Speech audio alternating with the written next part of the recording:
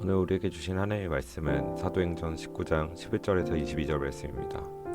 하나님이 바울의 손으로 놀라운 능력을 행하게 하시니 심지어 사람들이 바울의 몸에서 손수건이나 앞치마를 가져다가 병든 사람에게 얹으면 그 병이 떠나고 악귀도 나가더라. 이에 돌아다니며 마술하는 어떤 유대인들이 시험삼아 악귀 들린 자들에게 주 예수의 이름을 불러 말하되 내가 바울이 전파하는 예수를 의지하여 너희에게 명하노라 하더라. 유대의 한 제사장 스게와의 7 아들도 이 일을 행하더니 악귀가 대답하여 이르되 내가 예수도 알고 바울도 알거니와 너희는 누구냐 하며 악귀 들린 사람이 그들에게 뛰어올라 눌러 이기니 그들이 상하여 벗은 몸으로 그 집에서 도망하는지라.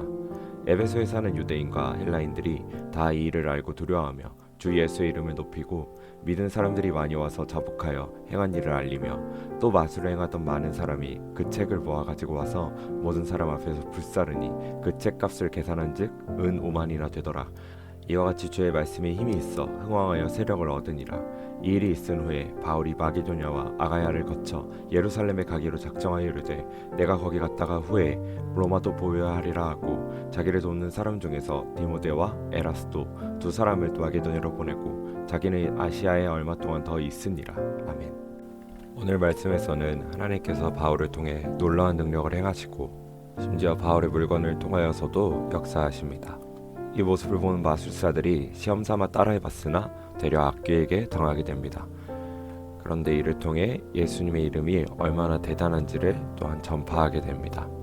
알 수 있는 것은 그 누구보다 그 무엇보다 가장 강한 능력을 가지신 분은 주님이시라는 것입니다.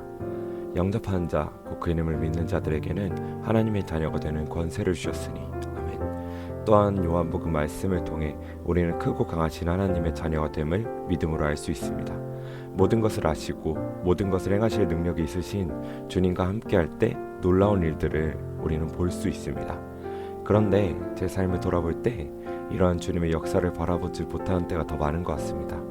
바라보지 못하게 만드는 것들은 보았던 것, 들었던 것, 알고 있던 것들이 주님을 바라보지 못하게 하고 있었습니다.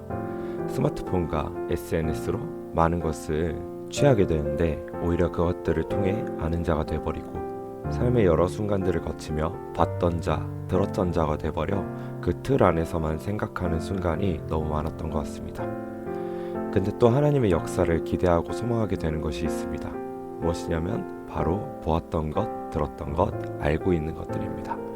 직접 또는 지체의 나눔을 통해 듣게 되는 하나님의 역사하심을 듣다 보면 하나님에게는 제한이 없음을, 설령 지금 당장 그 어떠한 과정이 보이지 않는다 하더라도 선하고 인자하신 하나님에 대한 소망이 자라나게 되는 것을 알 수 있습니다. 경험이라는 것에서 동일하나 결과는 다릅니다. 그렇다면 지혜로운 분별이 필요한 것 같습니다. 어떠한 정보를 취해야 하고 어떠한 정보를 버려야 할지 그 기준에 대해 생각하면 어려운 것 같으나 오늘 말씀에서는 하나의 기준을 제시해주고 있는 것 같습니다. 하나님의 이름을 영화롭게 하는 자. 바울은 자신의 세력을 모으려고 하거나 자신의 이름을 영화롭게 하기 위해 전도하거나 악기를 떠나게 하지 않았습니다. 오직 그는 자신이 만난 주님을 증거하였고 하나님은 그를 사용하셨습니다.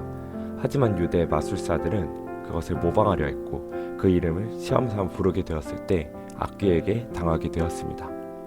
사랑하는 청년 여러분, 오늘도 수많은 정보들이 우리에게 주어질 것입니다. 하지만 그 정보들이 하나님을 향한 우리의 믿음을 제한하지 않도록 하나님의 이름을 영화롭게 하는 데 쓰임받을 수 있도록 하나님의 지혜가 임하길 소망합니다. 그 정보들은 하나님의 능력을 기대하고 소망하고 끝내 보게 되어 증인되게 해주리라 믿습니다.